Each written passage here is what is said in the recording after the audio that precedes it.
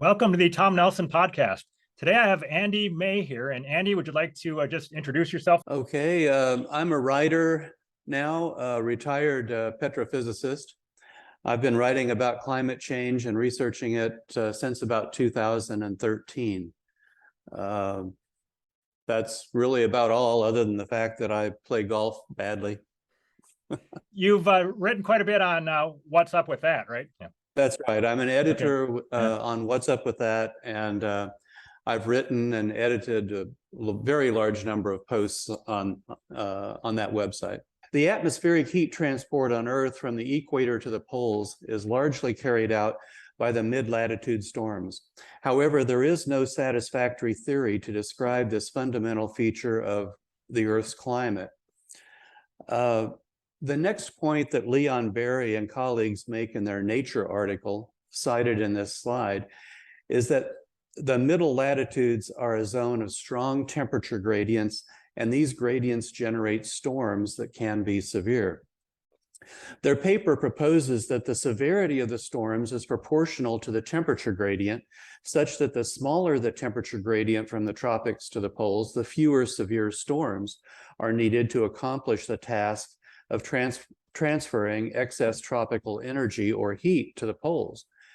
Keep this concept in mind as I describe meridional north-south energy transport. Much of this slide is based on Javier Vinos's new book, Climate of the Past, Present, and Future, a Scientific Debate, 2nd edition, Chapter 10. Total solar irradiance, called TSI in this slide, constitutes over 99.9% of the energy input to the climate system. The energy received from the sun changes throughout the year by 6.9% due to the constantly changing Earth-Sun distance. The Earth is closest to the sun, perihelion, around the 4th of January, and farthest, aphelion, around the 4th of July. Although half the Earth is illuminated by the sun at any given time, the changes in the orientation of the Earth's axis, the irregular distribution of land masses, changes in albedo or reflectivity, and regional changes in surface and atmospheric temperature cause important long-wave radiation or outgoing long-wave radiation, or OLR. As a result, the temperature of the Earth is always changing and the planet is never in thermal equilibrium. Contrary to what we might expect, the Earth is warmest just after the June solstice, when it is farthest from the sun, and coldest just after the December solstice, when it is receiving 6.9% more energy from the sun. Earth's average surface temperature is about 14.5 degrees C, which is cold by geological standards, but during the year it warms and cools by 3.8 degrees, as shown in this slide. As expected, Earth emits more energy, called TOR, the red dotted line, when it is cooling, and less when it is warming. The Earth displays very little temperature variability from year to year, but there is no reason to think we can properly understand the mechanisms involved in Earth's temperature stability, and certainly the idea that 2 degrees of global warming is dangerous is absurd. In the slide, the global surface average temperature of the planet, the thick black line, changes so much mostly because the northern hemisphere, the thin solid black line, varies by 12 degrees C in the average year. The planet has 2 peaks of energy lost to space, or TOR. These are when each pole is dark and cools. The highest is when the North Pole is dark. Between November and January, the planet emits more energy than at any other time. The southern hemisphere is the dashed black line. The temperature data are from Phil Jones at the Hadley Climate Research Center. The radiation data are from Barbara Carlson and colleagues. This slide shows that although the climate system is entirely powered by solar irradiance, what determines Earth's temperature is what the climate system does with that energy. Yet the climate system is extremely complex. As Leon Barry and colleagues say in the quote at the beginning of this talk, modern climatology lacks a proper theory of how energy moves within our planet's climate system. It is possible to model what is not properly understood, but to believe such a model is foolish. The average absolute or Kelvin temperature of the surface does not vary that much with latitude. It lies between 278 and 300 Kelvin, between 60 degrees north and 60 degrees south. The amount of radiation that Earth's surface emits is a function of this absolute temperature. The amount that reaches outer space is mostly a function of greenhouse gas concentration and cloud cover, both of which are higher in the tropics, where the higher absolute surface temperatures are. Thus, outgoing temperature radiation does not vary that much with latitude. The result is that the net radiation flux at the top of the atmosphere, TOA, is positive, more incoming than outgoing. On the annual average between about 30 degrees north and 30 degrees south, and negative between about 30 degrees north or south and the poles, as shown in this slide. Obviously, the precise point where the net incoming radiation equals the outgoing varies with the hemisphere, the month of the year, other orbital parameters, and cloudiness, but the average location is near 30 degrees north or south. The cooling, as one moves poleward from the tropics, is mostly from reduced insolation, the amount of solar energy reaching the surface. The reduction in insolation poleward creates a net energy deficit and a latitudinal temperature gradient. Energy is transported from the latitudes where there is a net gain of energy, the red area, to latitudes where there is a net loss of energy to outer space, the blue area, by meridional transport. Meridional transport moves a lot more energy towards the winter pole. The winter pole radiates much more energy to space than it receives, since the sun is below the horizon. Virtually all energy the winter pole emits is transported there via winter storms or as latent heat released as summer meltwater freezes. Without meridional transport, the temperature of the blue regions, where the net flow of energy is toward outer space, that is negative, would decrease continuously until outgoing long-wave radiation emissions are sufficiently low to match insolation. In the dark polar night, that temperature would approach absolute zero, or minus 273 degrees C. Meridional transport of air, water vapor, and water in the atmosphere and oceans keeps the temperature of the dark pole much warmer than that. The Earth's surface latitudinal temperature gradient is a direct consequence of the latitudinal insolation gradient. Thermal energy flows from warmer regions to colder regions. This is the physical basis of meridional transport, but the climate system is complex, so it is far from a passive process that depends only on the temperature difference between the tropics and the poles. Instead, it is complex and depends upon both geography and climate processes. It is possible to drive more energy with a smaller temperature difference than with a larger temperature difference. As an example, meridional transport has increased in the first 2 decades of the 21st century, despite Arctic warming, which has reduced the latitudinal temperature gradient. It is not as simple as Leon Barry and colleagues write in their article or the IPCC thinks, but much of what he said is correct. We know that Earth's latitudinal temperature gradient has varied a lot over the geological past. Vladimir Köppen, a Russian-German scientist, studied the sun climate effect in the 19th century and established a climate classification system that is still used today. His climate zones are defined in terms of temperature, precipitation, and their seasonal distribution. Many groups of plants and animals are restricted to a narrow range of temperatures, and so are certain geological processes. Using this information, along with well-dated fossils and rock formations from around the world, Christopher Scotese has mapped past climate history as part of his PaleoMap project. The information allowed him to map the global Köppen climate zones every 5 million years since the beginning of the Phanerozoic 540 million years ago. Maps of the Köppen belts as they exist today and 52 million years ago are shown in this slide. Each Köppen belt combination defines a latitudinal temperature gradient. This allows Scotese and his colleagues to create the temperature graphs shown in the right-hand illustration. The graphs can be used to estimate an approximate global average surface temperature for the period. Thus, Scotese and his colleagues have shown that the latitudinal temperature gradient is a fundamental climate variable.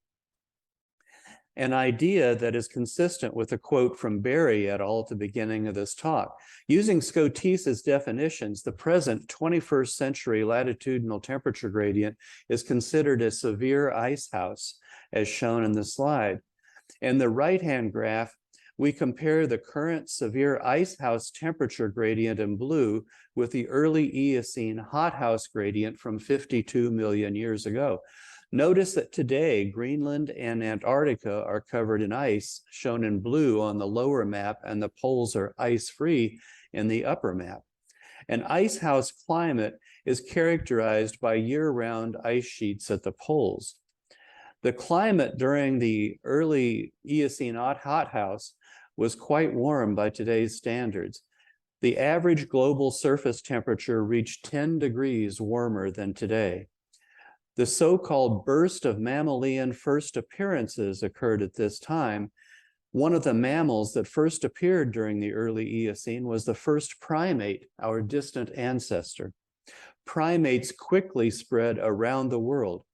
Besides new mammals, many new genera of turtles, lizards, and plants evolved and thrived during this time. Some deep-water foraminifera went extinct, but most organisms did well and dispersed widely.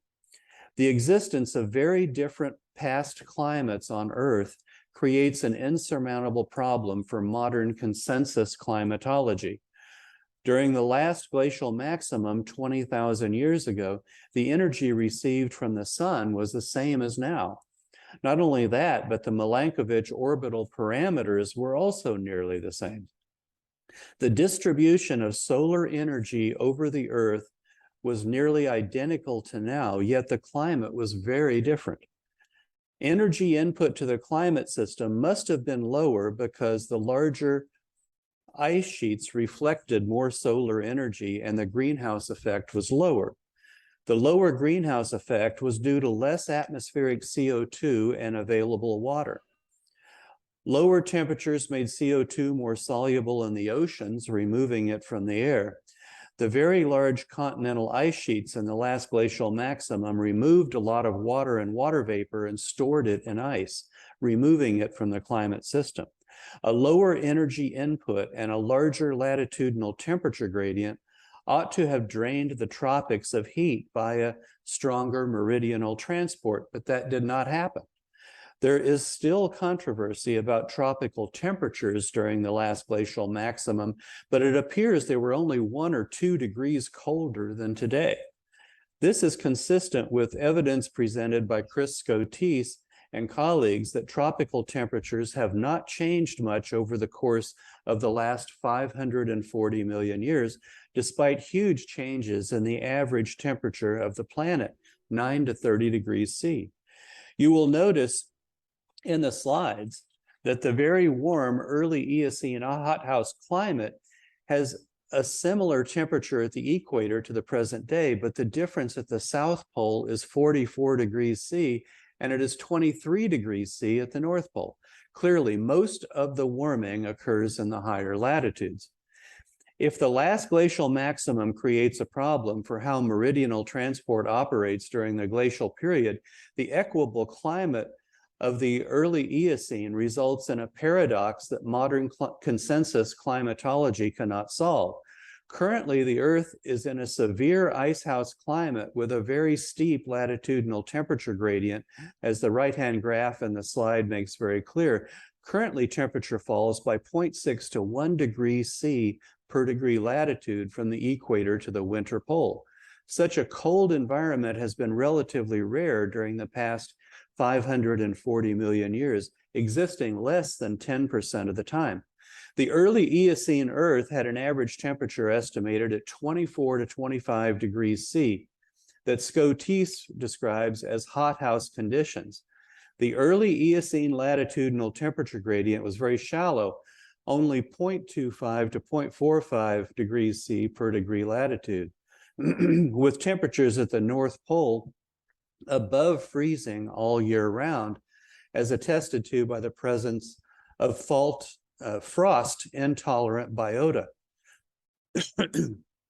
These hothouse conditions have been even rarer.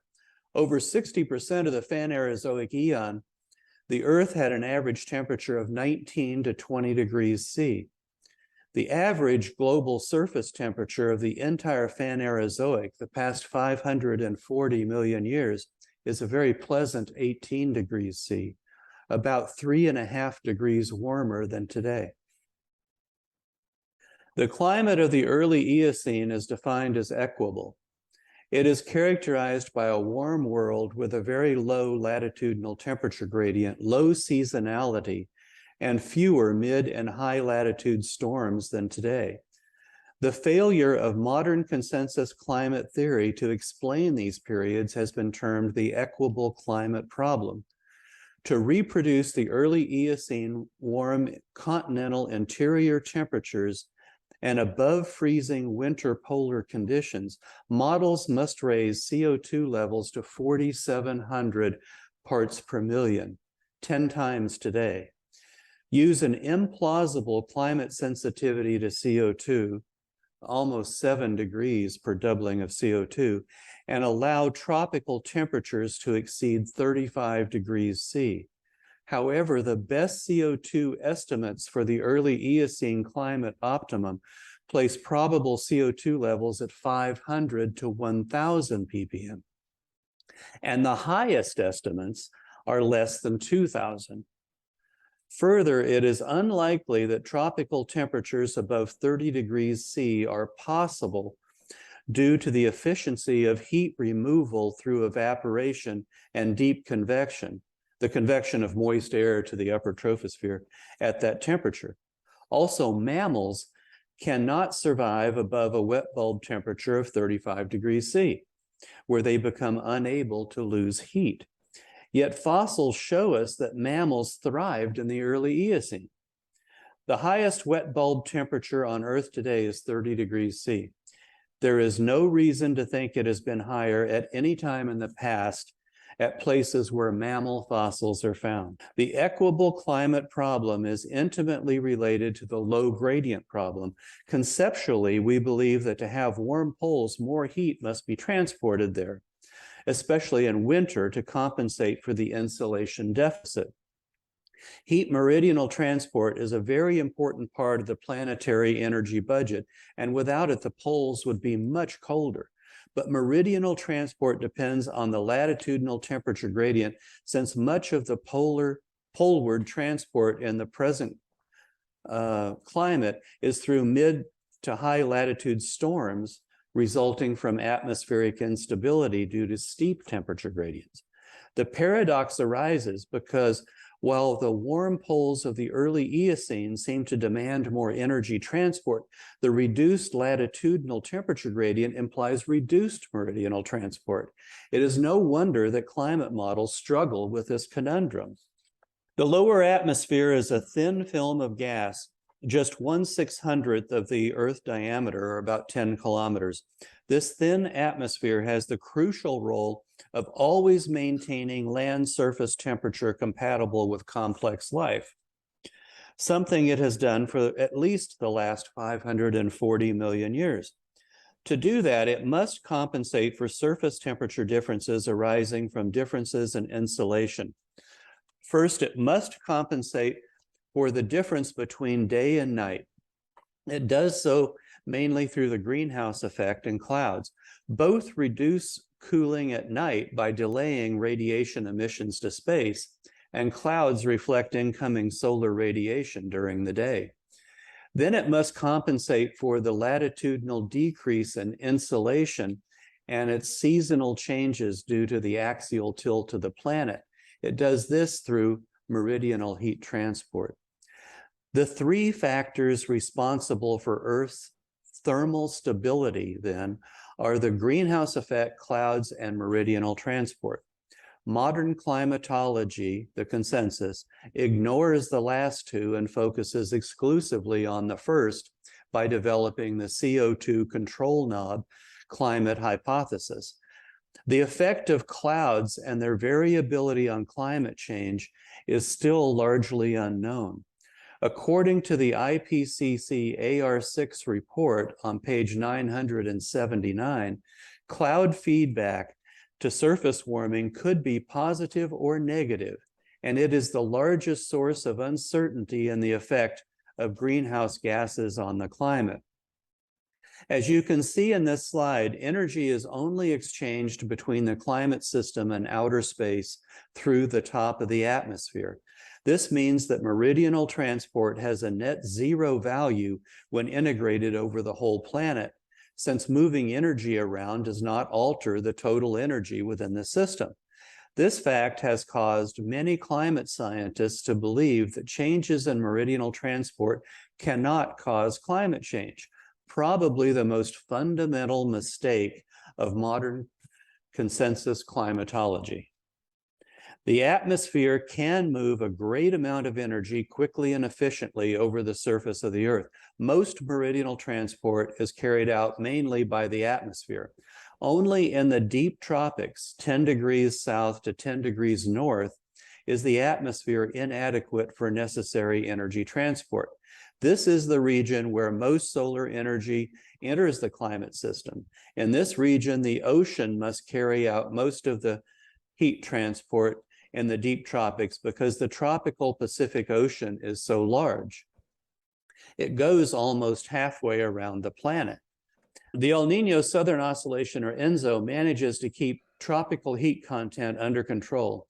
El Nino is the way the Earth periodically expels excess accumulated heat that normal meridional transport processes did not carry away. ENSO is a vital part of the global meridional transport system.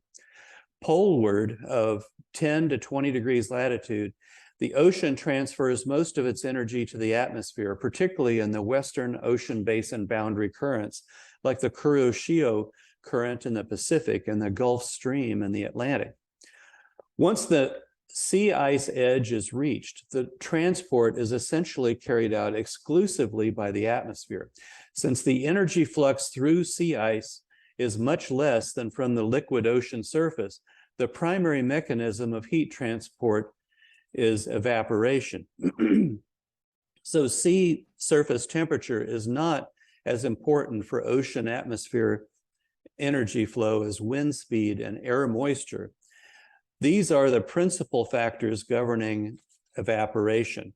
However, evaporation limits the maximum sea surface temperature to about 30 degrees. When west to east winds are dominant in the mid to high latitudes, meridional or south-north winds and meridional transport of energy decreases, which causes global warming. When west to east or zonal winds decrease, meridional transport increases. More energy reaches the pole and the planet cools. Angular momentum is exchanged between the solid Earth ocean and the atmosphere due to changes in wind direction and speed in the higher latitudes. The changes in angular momentum change the Earth's rotation speed, which we measure as the length of day. The length of day increases, causing shorter day when the average zonal west to east wind speeds increase. When zonal wind speed increases, the polar vortex becomes stronger, cold air is trapped in the Arctic, and the planet warms. Zonal wind circulation is stronger in winter when more angular momentum resides in the atmosphere due to a deeper latitudinal temperature gradient. So the Earth rotates faster in January and July and slower in April and October when zonal circulation is weaker. The basic 11-year solar cycle, the Schwab cycle, and the ENSO cycle are known to affect zonal versus meridional winds, and thus the speed of Earth's rotation. But while the role of ENSO is widely known and reported, the role of the sun remains largely ignored. we have found that the sun affects climate through its effect on atmospheric circulation, not through differences in total solar irradiance. Transport of energy by the atmosphere is linked to the transport of mass, momentum, moisture, and clouds. It mostly takes place in the troposphere. North and south of about 30 degrees latitude, energy is mostly transported through storms in preferred routes over ocean basins. The two most significant northern hemisphere storm tracks are shown in this slide in red. This slide shows the correlation between solar activity, shown in red, and the average atmospheric angular momentum. The two correlate well and positively from 1920 until today, but they anti-correlate, negative correlation coefficient, prior to 1920. Many solar climate correlations reversed around 1920, causing much confusion among solar climate scientists. Prior to 1920, a low sunspot number was thought to cause warmer weather, a negative correlation. After 1920, this relationship reversed and sunspots correlated positively with warming. After the 1920 reversal, the idea that there was a connection between the sun and climate was discredited. The reason for the reversal is unknown and will likely remain so until it happens again. Douglas Hoyt and Kenneth Shatton explain that the reversals appear to happen every 80 to 120 years, such that 1600 to 1720 produced a negative correlation, 1720 to 1800 a positive correlation, 1800 to 1920 a negative correlation, and 1920 to the present a positive correlation. We might see another reversal within the next few decades, which might allow a mechanism to be discovered. Knowing how heat is transported into the Arctic allows us to examine the phenomenon of Arctic amplification. That is, the idea that when global temperatures rise, they rise faster in the Arctic and Antarctic. General circulation models have predicted this since the first models were written by Suikuro Manabe and Kirk Bryan in the 1960s. However, in the modern global warming period, Antarctic amplification has not been observed. Through 1995, so little Arctic amplification was observed despite intense global warming the previous 20 years. Judith Curry said, the lack of observed warming and relatively small ice retreat may indicate that general circulation models are overemphasizing the sensitivity of climate to high latitude processes. That was about to change that year when Arctic amplification suddenly accelerated, as shown in this slide. But the question is still valid. Why was Arctic amplification small before 1996, when intense global warming was taking place, and large after 1996, when global warming rate decreased, the so-called pause? Modern climatology does not have an answer for that. In the slide, the black curve is the summer, June to August, mean temperature anomaly from the European Weather Center reanalysis database for the region north of 80 degrees north. The red curve is the corresponding winter, December to February mean temperature anomaly for the same region. The Arctic in winter constitutes the biggest heat sink or a net loss of energy to space on the planet. The Arctic precipitable water is about 1.5 centimeters in summer, but in the winter it drops to almost 0. As a result, cloud cover becomes lower in winter, increasing the energy loss. With reduced cloud cover, almost no water vapor, and no albedo effect, the Arctic in winter has essentially no feedbacks to the greenhouse effect from CO2. As Weingarten and Happer note, the relatively warm greenhouse gas molecules in the atmosphere above the cold surface cause the Earth to radiate more heat to space from the poles than it could without greenhouse gases. Arctic amplification is the consequence of increased meridional transport, not the greenhouse effect. The Arctic has a negative annual energy budget, that is a net flow of energy to outer space, and increasing the greenhouse effect does not make it less negative. That is warming. Arctic warming, particularly during the winter, can only come from an increase in the heat transported from lower latitudes. The increase in Arctic heat transport that is not exported back to the lower latitudes is distributed between increased radiation to space and increased downward long-wave radiation that warms the Arctic surface. The enhanced downward radiation does increase the surface temperature, but due to the low thermal conductivity of ice, and since the heat flux always goes from the warmer ocean to the atmosphere during the winter, temperature inversions commonly result, often accompanied by humidity inversions. Thus, the radiative cooling continues from the top of the inversion layer or the top of the clouds until the water vapor freezes and precipitates, restoring the original very cold condition. Arctic winter heat transport is enhanced at times when high pressure conditions prevail over the pole, leading to a weak or split vortex. Warm air then enters the central Arctic, displacing cold air that moves over the mid-latitude continents, producing anomalously cold temperatures and snow over the continental regions.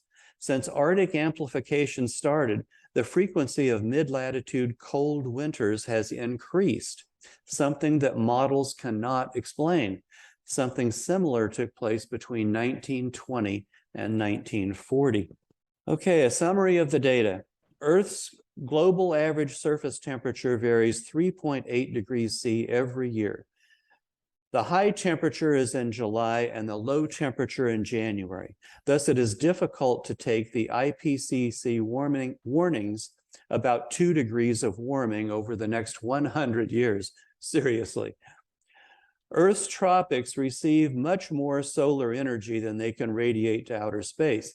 This sets up many elaborate natural processes to move energy toward the poles where the net flow of energy is to outer space. Changes in this energy flow can cause climate change. Geologists have devised a methodology that makes use of Vladimir Köppen's climate belts to reconstruct past global average temperatures. The reconstructions have a very low temporal resolution and only determine one global average surface temperature every 5 million years. But the process is reasonable. Our present climate is unusually cold in Earth's history, colder than 90% of the last 540 million years. Temperatures in the tropics do not vary much. Global warming or global cooling mainly takes place in the mid to high latitude regions. Storminess increases in periods with larger latitudinal temperature gradients because most excess tropical energy from the tropics is transported in storms. As global warming reduces the gradient, fewer storms are expected. Global solar activity affects Earth's climate, but the correlation changes with time. It is sometimes positive, that is, Earth warms with increasing solar activity, and sometimes Earth cools with increasing solar activity. The switches appear to occur every 80 to 120 years. The climate-solar correlation changes suggest that the solar effect on climate is not directly due to changes in solar radiation like the IPCC proposes, but to solar-induced changes to large atmospheric processes that are being neglected. Arctic summer temperatures do not change much, probably because any increase in meridional transport simply melts more polar ice. Winter temperatures do change. Additional energy transported to the Arctic will warm the surface, and when additional ice melts in the summer, due to increased meridional transport, the refreezing of the meltwater in the winter causes the released latent heat to be sent to space. So we increase the amount going to space. The first serious climate model that attempted to show greenhouse gases, especially CO2, that could explain all or nearly all of modern global warming was developed in 1979 and published by the National Academy of Sciences. It is usually referred to as the Charney Report. In the 43 years since that report was published, the IPCC has published 47 additional reports that reach nearly the same conclusions about CO2 and climate. Yet after writing many tens of thousands of pages and spending billions of dollars, they have not convinced a majority of the people on Earth or in the United States that man-made climate change is our most important and serious societal problem. Other societal problems are always considered more important and urgent. In a 2018 Gallup poll, climate change ranked 18th of 19 issues in importance. In a similar 2014 poll, climate change ranked 14th on a list of priorities. A 2022 poll by the Pew Research Center also found that climate change ranked 14th. Minds are not being changed. These models cannot explain why the frequency of Northern Hemisphere cold mid-latitude winters has increased. They cannot simulate the early Eocene warm conditions without using unrealistic CO2 levels and climate sensitivity to CO2. They cannot explain why species diversity, especially mammalian diversity, increased in the early Eocene when global temperatures were 10 degrees warmer. They cannot explain why there was no Arctic warming when global warming peaked between 1980 and 1997. Yet it did increase after 1997 when warming slowed. Further, this seriously dated hypothesis was constructed before the discovery of all the multi-decadal ocean oscillations and their connections to solar activity. Considerable evidence has been uncovered since 1979 that climate change is not simply a function of changing greenhouse gas concentrations, but much more complex with a lot of natural input. Yet the conclusions of the Charney Report are still the conclusions of the IPCC reports 43 years later. It is especially worrisome that the early Eocene warming and the current Arctic warming cannot be explained with the IPCC greenhouse gas climate change hypothesis. These problems alone are enough to invalidate the hypothesis. Beating a dead horse comes to mind. So that's the end. Okay, that is great stuff. I need to watch this a time or two more to fully understand it. I may have missed one of your main points. 52 million years ago versus now. What is the major theory as to explain the difference, or what caused that difference? I may have missed that. Okay, it's not entirely clear what caused that difference. Yeah. If you look carefully at the upper map, you will see, maybe I can point to it. You will see that the Panama's missing from that map.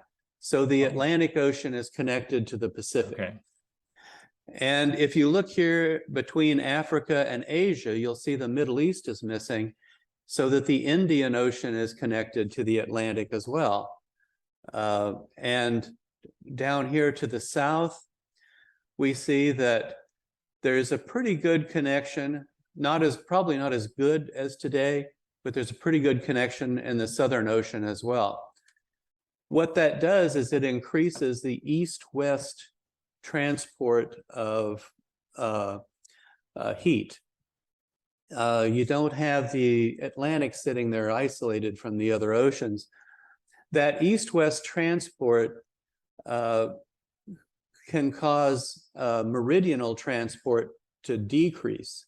So the north-south transport isn't as great as it is today. And that warms the whole planet when that happens. When you reduce meridional transport, you warm the planet. That's one of the fundamental factors that I think probably all climate scientists on both sides would agree to.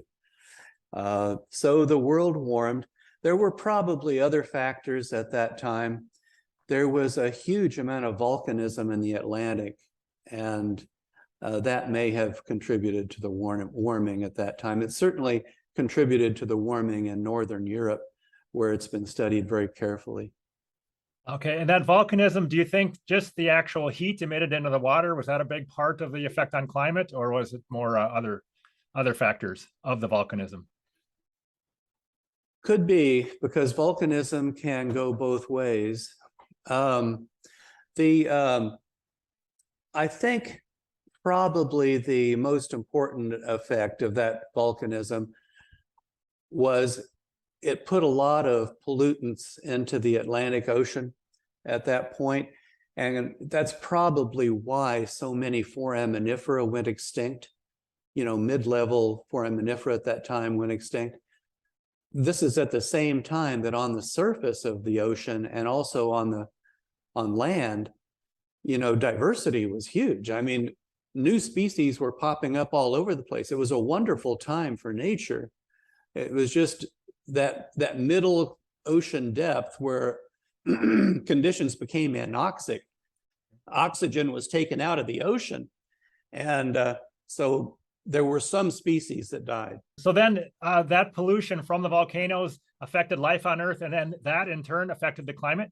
Is that what you're saying? Probably Yeah. they were separate events. Okay. I really think the main factor, this is just an opinion, I can't prove it, but I really think the main reason why the planet warmed was the land configuration at the time, allowing this connection for all the oceans and increasing east-west or zonal circulation. Okay. Do you have thoughts on what caused the 1976 Pacific climate shift? The 1976 Yeah. climate shift, that was when it went from a cooling period to a warming period. It was probably the change in the AMO and the Pacific Decadal Oscillation. It probably has its origins primarily in the multi-decadal ocean oscillations. Yeah, I've just seen graphs. I think temperatures in Alaska just dramatically changed in the course of a couple of years. So yeah, okay. Remember, it was discovered, this was long after the Charney report, long after the CO2 hypothesis, that the Pacific Decadal Oscillation, or that is sea surface temperature changes in the North Pacific, the oscillation that occurs there, that was discovered in the 1990s, like 13 years later. That was really when the 1976 climate shift was noticed. That was the first time. I don't even think it was on the CO2 hypothesis or the consensus climatology radar screen until the 1990s. And then they didn't know what to do with it, so they just ignored it. Interesting. All right. Yeah. Do you have any thoughts on what's going to happen with the Earth's temperature between now and 2050 or 2100? Any ideas, or do we have to just wait and see? Well, our hypothesis, or Javier's hypothesis, would predict cooling for the next 10 years or so.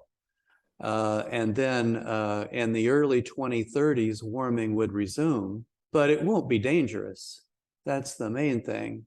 The warming trend, the overall warming trend that we have today, if this hypothesis is correct, should last for about 200 years before a major cooling trend starts up again. But it won't be dangerous. I mean, it's going to be far, far less than what has been seen in the past, far less than what we see every single year between July and January. So it's nothing to be concerned about. The main idea I'm presenting is that there's a considerable amount of evidence that shows that the CO2-driven climate models of the IPCC are inadequate to explain what is happening today. They need to be updated. They're seriously dated and way behind what has been published in the last 40 years. This has been really good stuff. Thank you very much. Talk to you next Thank time. you. Bye. Bye-bye.